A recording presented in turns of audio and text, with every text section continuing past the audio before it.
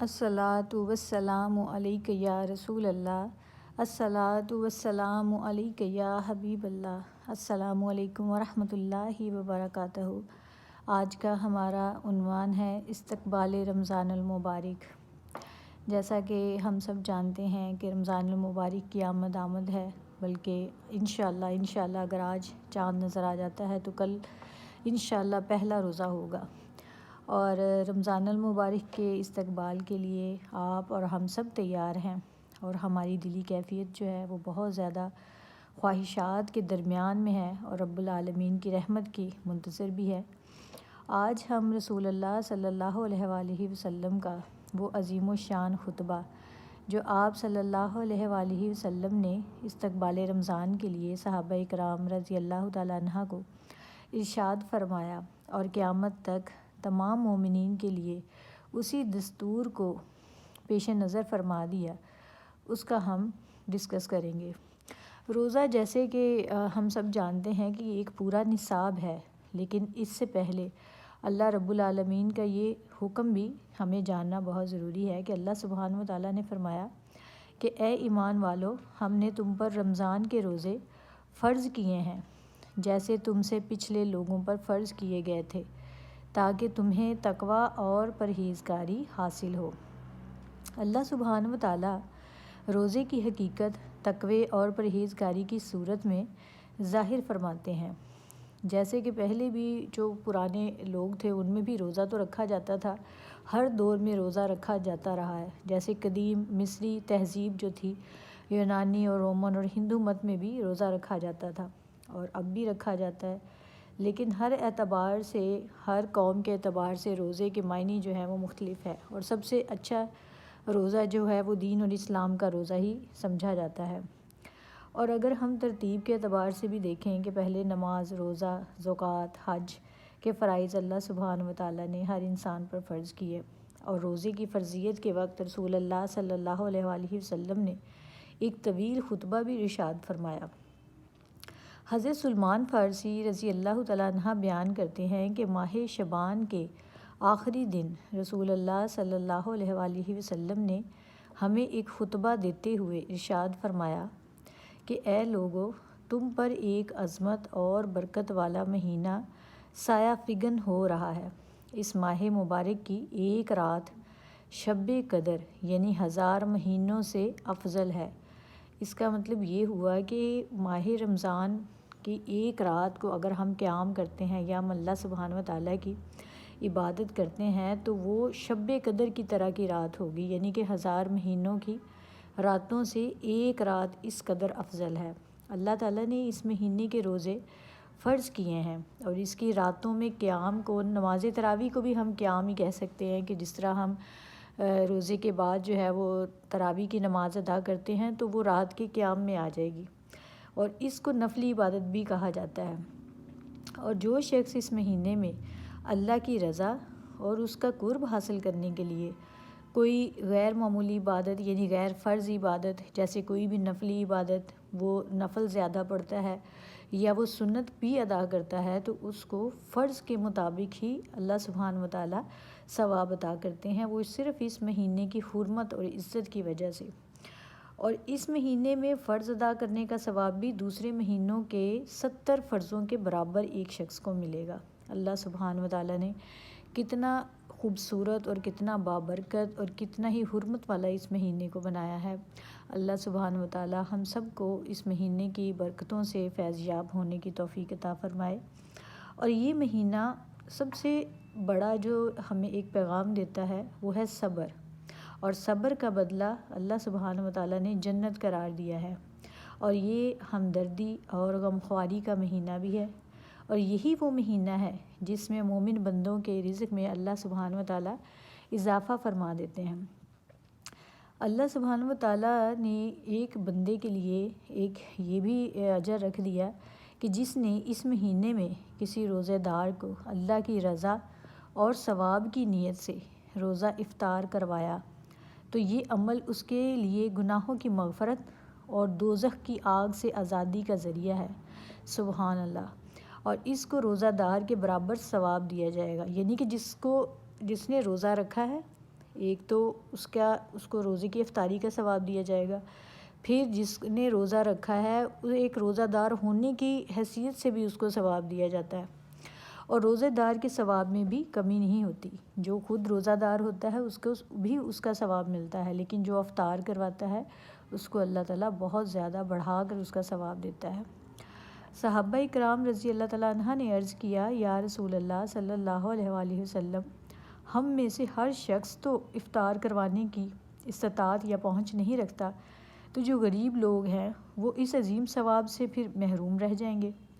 تو آپ صلی اللہ علیہ وآلہ وسلم نے فرمایا، اللہ تعالیٰ یہ ثواب اس شخص کو بھی دے گا جو دودھ کی تھوڑی سی لسی یا ایک کھجور یا صرف پانی کی ایک گھونٹ سے کسی روزہ دار کا روزہ افطار کروائے، اور جو کوئی کسی روزہ دار کو پیٹ بھر کر کھانا کھلائے، اللہ تعالیٰ اسے میرے حوض کوثر سے ایسا سیراب کرے گا جس کے بعد اس کو کبھی پیاس ہی نہیں لگے گی۔ اب ہم میں سے ہر شخص کی یہ خواہش ہوگی کہ وہ ایک روزہ دار کو پیٹ بھر کر کھانا کھلائے اور اللہ تعالیٰ سے حوض کوثر سے پانی پینے کا حقدار بن جائے۔ اللہ تعالیٰ سے یہ دعا ہے کہ اللہ تعالیٰ ہم سب انسانوں کو روزہ افطار کروانے کی توفیق عطا فرمائے۔ اب یہاں پر کچھ صاحب حیثیت لوگ بھی ایسے ہوتے ہیں کہ جو سمجھتے ہیں کہ ہم ایک پانی کا گھونٹ اور ایک کھجور کھلا کے ہی لوگوں کو ٹرخا دیں اور پوری جو افطاری ہے اس کا ثواب لے لیں، تو ایسا نہیں ہوگا۔ جو اللہ کو بھی پتہ ہے کہ کون صاحب استطاعت ہے اور کون غریب اور غربا ہے۔ اللہ تعالیٰ نے یہ ثواب صرف غریب اور غربا لوگوں کے لیے رکھا ہے، جن کو اللہ سبحانہ و تعالیٰ نے استطاعت بخشی ہے، ان کے لیے یہی ہے کہ وہ بھی جس کو بھی افطار کروائیں اس کو پیٹ بھر کر کھانا کھلائیں، تاکہ جب وہ پیٹ بھر کر کھانا کھا جائے تو اللہ سبحانہ و تعالیٰ سے وہ ثواب کا حقدار ہو۔ اس ماہ مبارک کا جو پہلا حصہ ہے وہ جنت میں داخل ہونے کا ہے، یعنی کہ رحمت کا ہے، اور جو درمیانی حصہ ہے وہ مغفرت کا ہے، اور آخری حصہ اللہ سبحانہ و تعالیٰ کی طرف سے جہنم سے آزادی کا ہے۔ جو شخص اس ماہ میں اپنے خادم سے کام لینے میں کمی کرتا ہے، یعنی کہ اس کے کام میں آسانی کرتا ہے، تو اللہ تعالیٰ اس کی مغفرت فرمائے گا اور اسے دوزخ سے رہائی عطا فرمائے گا، کیونکہ بہت سے گھروں میں جو ملازمین ہوتے ہیں وہ بھی روزہ دار ہوتے ہیں، وہ مسلمان بھی ہوتے ہیں، تو روزے کے ساتھ بھی ان کی مجبوری ہوتی ہے کہ انہوں نے کام بھی کرنا ہوتا ہے۔ تو پھر یہ مالکان کے لیے یہ ہے کہ اگر وہ ان کے کام میں کمی کرتے ہیں تو ان کی مدد کرتے ہیں، ایک طرح سے وہ ان کی مدد کرتے ہیں، ان کے اوپر احسان کرتے ہیں، تو اللہ سبحانہ و تعالیٰ کی طرف سے وہ ثواب کے حقدار ہو جاتے ہیں۔ اللہ تعالیٰ نے انسان کی طبیعت میں ایک طرف مادی اور سفلی تقاضے بھی پیدا فرمائے ہیں، جو کہ کائنات میں پائے جانے والے دوسرے جو حیوانات ہیں ان میں بھی ہیں، لیکن دوسری طرف انسان کی جو فطرت ہے اس کو روحانیت اور ملکوتیت کا اعلیٰ جوہر بھی اللہ سبحانہ و تعالیٰ نے عطا فرما دیا۔ تو اللہ سبحانہ و تعالیٰ انسان کو جب اشرف المخلوقات بنا دیا، اسے پھر فرشتوں سے بھی اعلیٰ صفت عطا کر دی، تو اللہ سبحانہ و تعالیٰ روزے کے ذریعے انسان کو اس کی فطرت میں موجود جو مادی اور سفلی تقاضے ہوتے ہیں نا، یعنی کہ جو حیوانیت ہوتی ہے ایک انسان کے اندر، اللہ تعالیٰ ان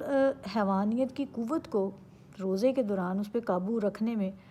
اس کی مدد فرماتا ہے۔ اللہ سبحانہ و تعالیٰ نے کتنا اچھا اور کتنی مدد فرما دی روزے کے ذریعے ایک مومن انسان کی۔ تو ایک انسان کو اپنی زندگی میں توازن اور اعتدال بھی رکھنے کے لیے وہ اللہ تعالیٰ کا مقرب پھر بندہ بن جاتا ہے اگر وہ ان چیزوں پر عمل کرنا شروع کر دیتا ہے۔ تو اس خطبہ میں رسول اللہ صلی اللہ علیہ وآلہ وسلم نے رمضان المبارک کی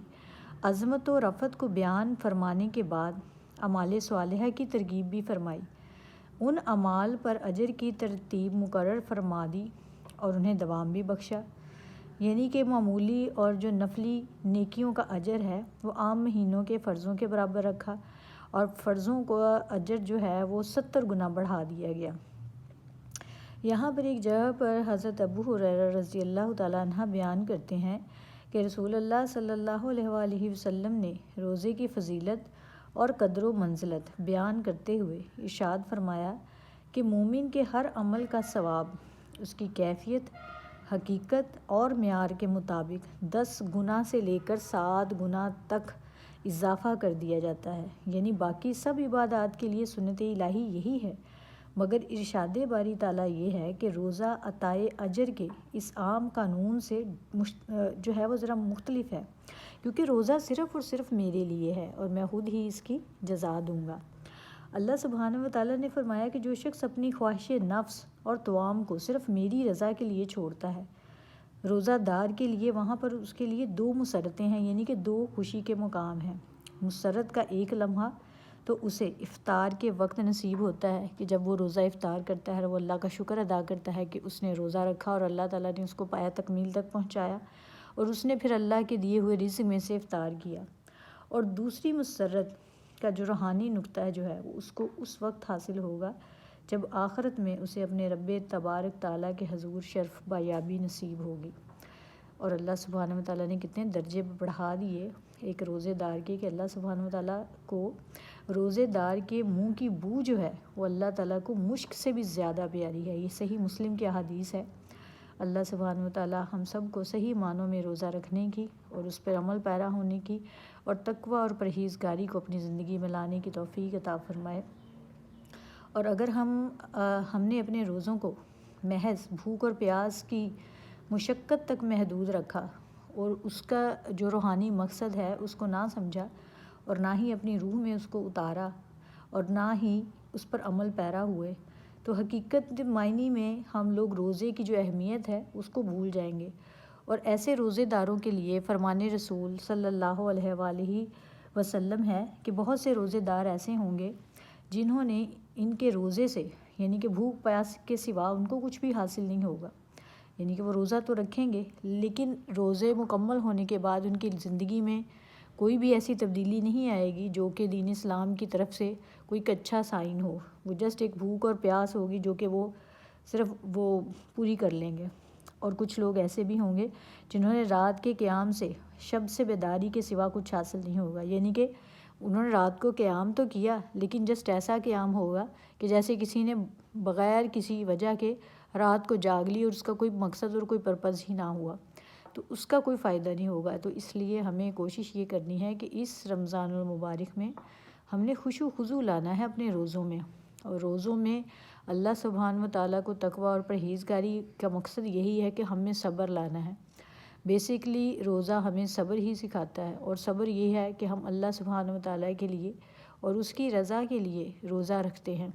اور اپنی بھوک پیاس کو بھی صرف اسی کی وجہ سے برداشت کرتے ہیں کہ اللہ سبحانہ و تعالیٰ کی رضا اس سے حاصل ہوگی ہمیں اور خوشنودی حاصل ہوگی۔ اور اس رمضان المبارک میں غریب، غربا اور جو اپنے قریبی عزیز دوست رشتہ دار ہیں، سب سے پہلے آپ کے غریب اور غربا جو رشتہ دار ہیں ان کا حق ہے، آپ کے ہمسایوں کا حق ہے، ان کو دیکھیں اور ان کو افطار کروائیں، جو کہ بڑی مشکل سے اپنے گھروں میں گزر بسر کرتے ہیں لیکن روزہ ضرور رکھتے ہیں۔ اور کچھ سفید پوش انسان ہیں جو کسی کے آگے ہاتھ نہیں پھیلاتے لیکن وہ اپنے گھر میں ہی بیٹھے رہتے ہیں۔ ایسے لوگوں کو تلاش کریں اور اپنی زکوٰۃ بہترین اور مستحق لوگوں کو ادا کریں، اور ان لوگوں کا بھی خیال رکھیں جو غریب ہیں، مسکین ہیں، جن کو کوئی جو ہے وہ پوچھ نہیں رہا یا کوئی وہاں تک جا نہیں رہا۔ تو اگر آپ مستحق تک پہنچیں گے تو آپ کا ثواب اس قدر بڑھ جاتا ہے، کیونکہ آپ نے زکوٰۃ تو ادا کرنی ہے اور آپ نے روزے کا فرض بھی ادا کرنا ہے، کسی کو کھانا کھلانا ہے، تو اس مستحق کو کھلائیں جو کہ پہلے ہی مستحق ہے۔ آج کل جو ایک نیا ٹرینڈ بن گیا ہے کہ جہاں پر دیکھیں کہ فٹ پاتھ پر افطاری کا اہتمام کیا ہوتا ہے اور لوگ بیچارے جو ہیں وہ ایسے بیٹھے ہوتے ہیں لائنوں میں کہ جیسے بھکاری بیٹھے ہیں۔ تو اللہ کی راہ میں اگر دینا ہے تو اس طرح سے دیں کہ جیسے مولا علی شیر خدا نے لوگوں کو جو ہے وہ سخاوت کی تھی کہ لوگوں کے چہرے کی طرف دیکھا بھی نہیں تھا، ان کو باعزت طریقے سے جو ہے وہ کھانا کھلایا تھا۔ اس طرح نہ کھلائیں کہ بندہ جو ہے وہ سڑک پر بیٹھا ہو، وہ بھکاری لگ رہا ہو، یہ نہ لگ رہا ہو کہ وہ روزہ افطار کر رہا ہے۔ باقاعدہ اہتمام کریں جیسے کہ اپنے مہمانوں کے لیے، اپنے خاص جو ہے وہ عزیز و اقارب کے لیے کیا جاتا ہے، کیونکہ روزہ آپ اللہ سبحانہ و تعالیٰ کے لیے افطار کروا رہے ہیں، کسی بندے پر آپ کوئی احسان نہیں کریں گے۔ اگر آپ نے روزہ افطار کروایا تو اس کا اجر و ثواب آپ کو اللہ سبحانہ و تعالیٰ کی طرف سے ملے گا۔ انشاءاللہ امید کرتی ہوں کہ آج کہ یہ ویڈیو ہمارے لیے بہت فائدہ مند ثابت ہوئی ہوگی۔ جزاک اللہ۔